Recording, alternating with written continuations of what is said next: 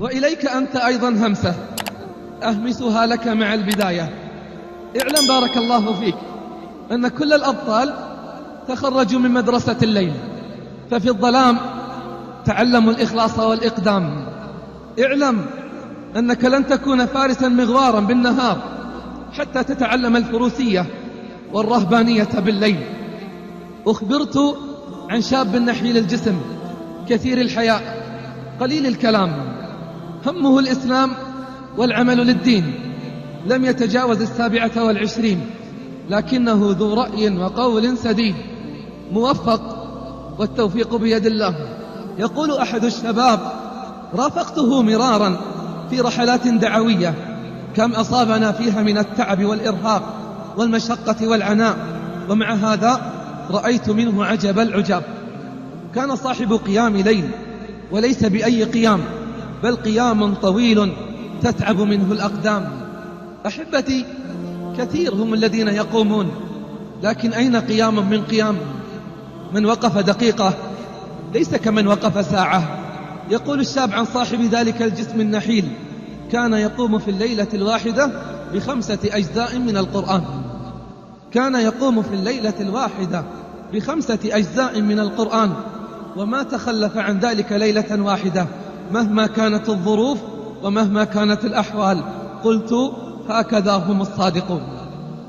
قلت: هكذا هم الصادقون. كانوا قليلا من الليل ما يهجعون، وبالأسحار هم يستغفرون. هكذا هم الصادقون. تتجافى جنوبهم عن المضاجع، يدعون ربهم خوفا وطمعا، ومما رزقناهم ينفقون. فلا تعلم نفس ما أخفي لهم من قرة أعين جزاء بما كانوا يعملون. إن أمة تمتلك أمثال هؤلاء الفتيات والفتيان أمة لا تقهر ولا تغلب بإذن الله، ولكنها تمتحن وتبتلى حتى يأتي أمر الله، وحينها يفرح المؤمنون، وحينها سيعلم الذين ظلموا أي منقلب ينقلبون. العنصر الثاني باختصار مع ال3 الذين خلفوا.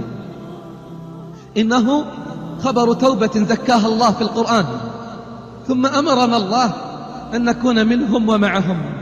قال سبحانه: وعلى ال3 الذين خلفوا حتى إذا ضاقت عليهم الأرض بما رحبت وضاقت عليهم أنفسهم وظنوا أن لا ملجأ من الله إلا إليه ثم تاب عليهم ليتوبوا إن الله هو التواب الرحيم. ثم اسمع هذا النداء العظيم: يا أيها الذين آمنوا اتقوا الله وكونوا مع الصادقين. جاء خبرهم عند البخاري مفصلا، وأنا أسوقه لكم باختصار. أمر النبي صلى الله عليه وسلم أصحابه ليتأهبوا للغزو، وكان ذلك في غزوة تبوك. كان الحر شديدا والسفر بعيدا والعدو كثيرا وعنيدا. يقول كعب بن مالك راوي الحديث وأحد ال3 الذين خلفوا: والله ما كنت قط أقوى ولا أيسر حين تخلفت في تلك الغزوة. ولما انطلق النبي صلى الله عليه وسلم ومن معه قلت: غدا ألحقهم، ولكن لم يقدر لي ذلك، ولقد هممت أن أرتحل فأدركهم، وليتني فعلت، ولكن لم يقدر لي ذلك، ليقضي الله أمرا كان مفعولا. ولقد سأل النبي صلى الله عليه وسلم عني وهو في القوم بتبوك، فقال رجل: يا رسول الله، حبسه برداه ونظره في عطفه. فقال معاذ بن جبل: بئس ما قلت، والله يا رسول الله ما علمت عنه إلا خيرا. فأين هم الذين يدافعون عن أعراض إخوانهم اليوم؟ يقول كعب: فلما بلغني أن النبي صلى الله عليه وسلم توجه قافلا أي راجعا حضرني همي، وطفقت أتذكر الكذب وأقول: بماذا أخرج من سخطه غدا؟ فلما قيل أن النبي صلى الله عليه وسلم قد حل بالمدينة قادما زاح عني الباطل، وعلمت أني لن أخرج منه أبدا بشيء فيه كذب، فأجمعت على أن أصدقه في الحديث.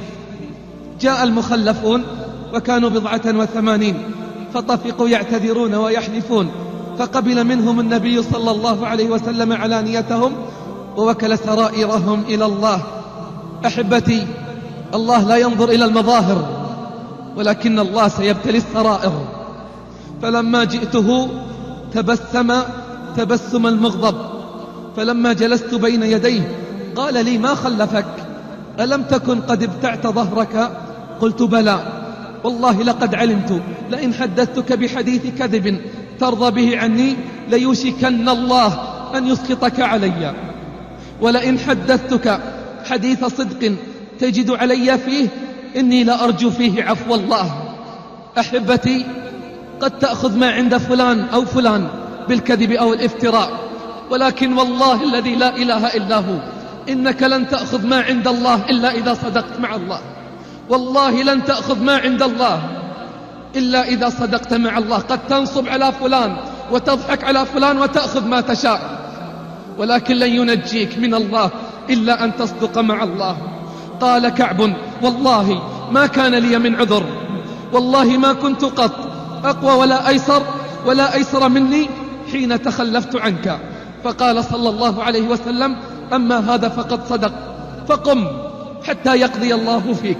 يقول كعب: فقمت فلامني من لامني، وقالوا لي: يسعك ما وسع غيرك، ويكفيك استغفار النبي صلى الله عليه وسلم لك. فقلت: هل قال مثل قول أحد؟ فذكروا لي رجلين هما مرارة بن الربيع وهلال بن أمية، فمضيت حين ذكروهما لي. ونهى النبي صلى الله عليه وسلم عن كلامنا نحن الثلاثة، فاجتنبنا الناس وتغيروا لنا حتى تنكرت لنا الأرض، فلا هي الأرض التي نعرفها، بل حتى تنكرت لنا أنفسنا التي بين جنوبنا، فلا هي بالأنفس التي نعرفها. فلبثنا على ذلك 50 ليلة. أما صاحباي فقعدا في بيوتهما يبكيان، أما أنا فكنت أشب القوم وأجلدهم، فكنت أخرج لأشهد الصلاة مع المسلمين وأطوف بالأسواق ولا يكلمني أحد. كنت آتي النبي صلى الله عليه وسلم في مجلسه فأسلم عليه بعد صلاته، وأقول في نفسي: هل حرك شفتيه برد السلام أم لا؟ ثم أصلي قريبا منه أسارقه النظر. فلما طال الأمر واشتد ذلك علي تسورت جدار حائط أبي قتادة وهو ابن عمي وأحب الناس إلي، سلمت عليه فوالله ما رد علي السلام. قلت: أنشدك بالله يا أبا قتادة، هل تعلمني أحب الله ورسوله؟ فسكت، فناشدته فسكت، فناشدته في الثالثة فقال: الله ورسوله أعلم. ففاضت عيناي وخرجت أمشي في سوق المدينة، فإذا بنبطي من أهل الشام يقول: من يدل على كعب بن مالك؟ فأشار الناس إلي، فجاءني فدفع لي كتابا من ملك غسان يقول فيه: لقد بلغنا أن صاحبك قد جفاك ولم يجعلك الله بدار مضيعة أو هوان، الحق بنا نواسيك. فعلمت أن هذا من زيادة البلاء، فتيممت به التنور ورميته به. يمتحن العبد على قدر إيمانه، إن كان في إيمانه شدة شدد عليه في البلاء، وإن كان في إيمانه رقة خفف عنه في البلاء. يقول كعب: فعلمت أن هذا من زيادة البلاء، فتيممت به التنور ورميته فيه. فلما مضت 40 من 50 ليلة جاءنا الأمر من النبي صلى الله عليه وسلم أن نعتزل نساءنا. قلت: أطلقها أم ماذا؟ قال: بل اعتزلها. فقلت لها: أي لزوجتي: الحقي بأهلك حتى يقضي الله في هذا الأمر، ولقد قيل لصاحبي مثل ما قيل لي. أما امرأة هلال بن أمية فجاءت للنبي صلى الله عليه وسلم فقالت: يا رسول الله، إن هلال بن أمية شيخ ضائع ليس له خادم، فهل تكره أن أخدمه؟ فقال: لا، ولكن لا يقربنك. فقالت: والله الذي لا إله إلا هو ما به حركة إلى شيء، ولا زال يبكي من أمره إلى يومه هذا. هكذا حال الصادقين.